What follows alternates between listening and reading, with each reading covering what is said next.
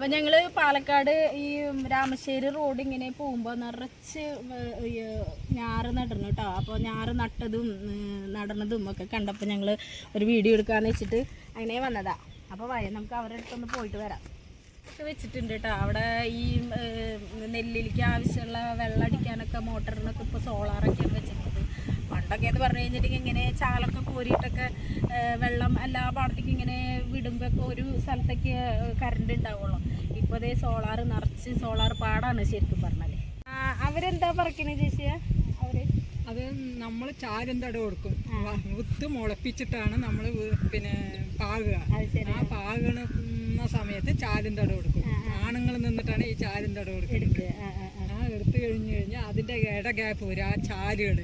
അപ്പം അതിനെയൊക്കെ വിത്ത് മുളച്ചതിന് ശേഷം അപ്പം ഇട ഗ്യാപ്പ് വരാതിരിക്കാൻ വേണ്ടിയിട്ട് അവര് ചെയ്യണതാണ്.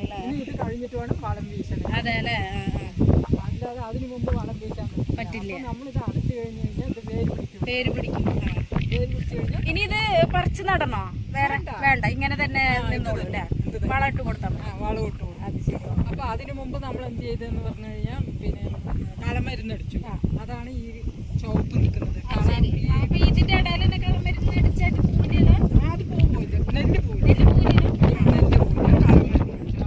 അപ്പൊ നമ്മുടെ ഒരു കേരളത്തിന്റെ ഒരു പച്ചക്കളർ എന്ന് പറഞ്ഞു കഴിഞ്ഞിട്ടുണ്ടെങ്കിൽ ഏറ്റവും കൂടുതൽ എനിക്ക് തോന്നുന്നു ഇവിടെ വന്നപ്പോഴാണ് കാണുന്നത്. ഇവിടെ വന്നിട്ട് പോവാൻ തോന്നുന്നില്ല. ഇങ്ങനെ ഇരുന്ന് നല്ല ഒരു കാറ്റും എനർജിയും നല്ല ശുദ്ധവായു ഒക്കെ കിട്ടുന്ന ഒരു അന്തരീക്ഷം ഇവിടെ. നല്ല രസമായിട്ടുള്ള ഒരു സ്ഥലം കേട്ടോ.